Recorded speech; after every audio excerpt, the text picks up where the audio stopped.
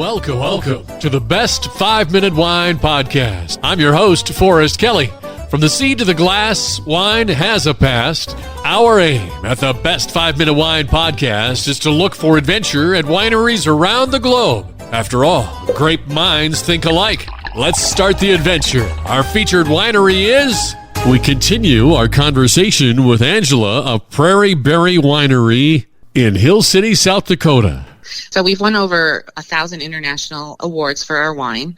When I tell people that, sometimes, they look at our labels are very whimsical and attractive. People enjoy the artwork on our labels, right? And so when I tell them about the awards that we've won, for example, for our flagship wine, Red Ass Rhubarb, they'll say, oh, it's because of the name. But wine competitions are blind, so the judges don't know what they're tasting. It speaks for itself. Okay, I would be remiss if I don't ask about your most awarded wine and how you came about the name. Ralph, our winemaker's dad, was helping Sandy out at the winery one day with a wine. Back then, we called it Razzie Rhubarb wine. So the story goes that his face turned red. Doggone, that thing is wet haywire. And he felt like an ass for messing up the wine. And so the wine became Red Ass Rhubarb. And then we added a donkey to the label.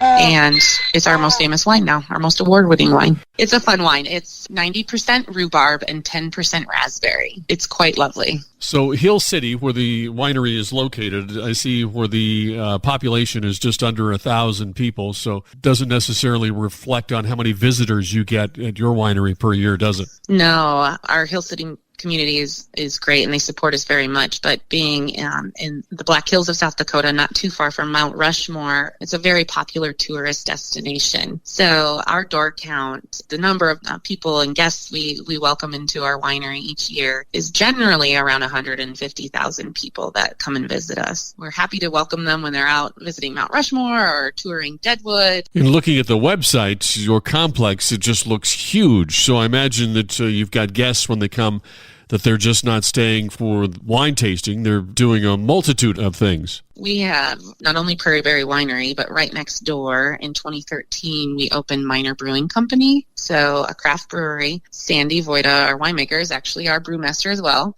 She's a woman of many talents. We also have an event center on site where we host parties and weddings, reunions, things of that nature. And then we have a concert lawn. Normal times, every summer we'd be hosting outdoor concerts. We have a bocce ball court and long games.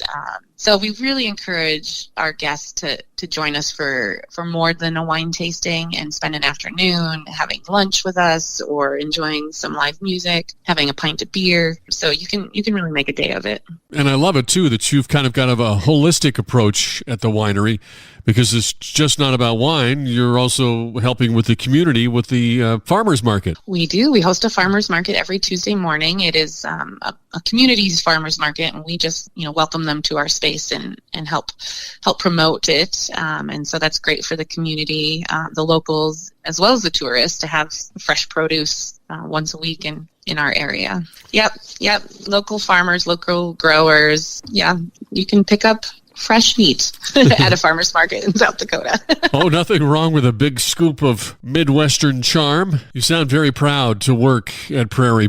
Have you been there long? Yeah, it's been really amazing to see. I started as a tasting room associate, just doing wine tastings in the summer as kind of a part-time job when my husband and I first landed in the Black Hills, and been able to grow with the company myself and watch the company grow, and we're all very, like I said, humbled but very proud of what we're able to do and what we're able to offer. In part 3 of our conversation with Angela of Prairie Winery, we'll find out just how big their wine club is. I'll give you a hint.